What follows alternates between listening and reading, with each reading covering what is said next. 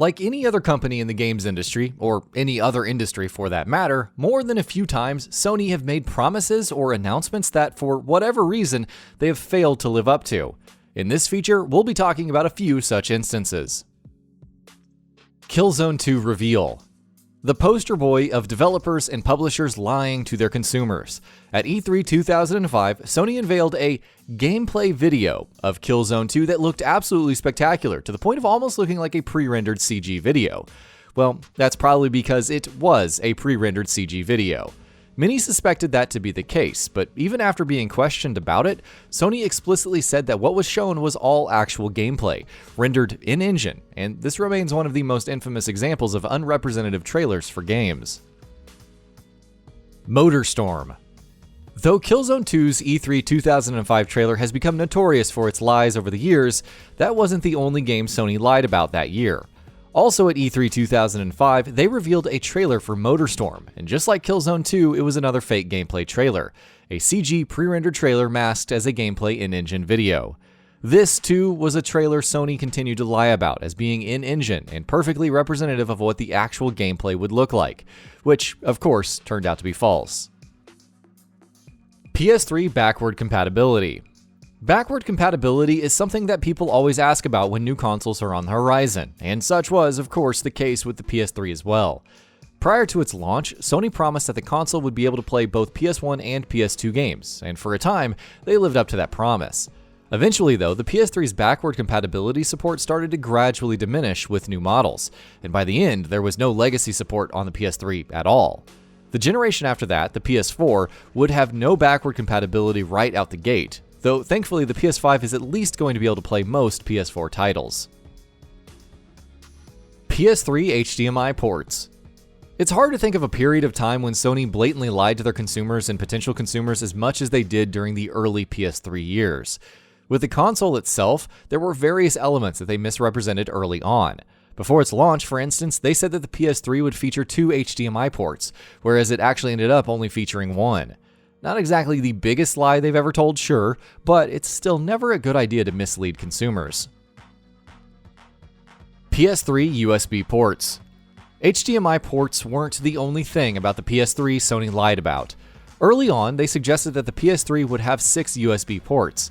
By the time the console was revealed, they promised that it would actually only have 4. Of course, that wasn't completely true either. Not every single PS3 model had 4 USB ports, and eventually, with the release of newer models, essentially none of them did. Again, how many USB ports a console has isn't usually very high on the list of factors that people look at when making purchases, but if a manufacturer makes a promise, you still expect them to stick to it. PS3 120 FPS support. Something else Sony promised the PS3 would be capable of running was games at 120 frames per second, which is just ridiculous, especially in hindsight. Even the PS4 Pro, or hell, the much more powerful Xbox One X, are not capable of that. The 120 FPS promise was a byproduct of Sony talking about their hardware's theoretical capabilities, which was something they used to do a lot. 30 FPS remained the standard for console gaming most of that generation, and even this one. And while that was perfectly acceptable, it was a far cry away from the 120 frames Sony has suggested the PS3 would be capable of. Agent.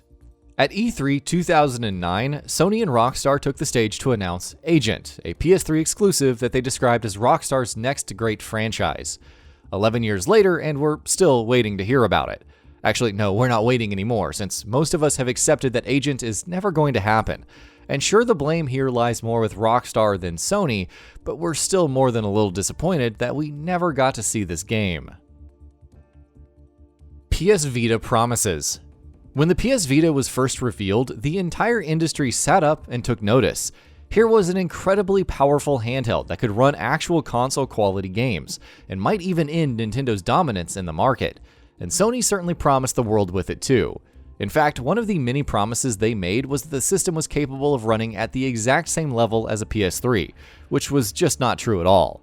Sure, the PS Vita was very powerful for a handheld, and yes, it could produce incredible graphics, but it was still far behind the PS3 in terms of power. PS Vita support. The most obvious implied promise any company makes when revealing new systems is that it will be supporting it with games for a long time to come. With the PS Vita, that turned out to be a false promise. Sony's support for the PS Vita was absolutely abysmal.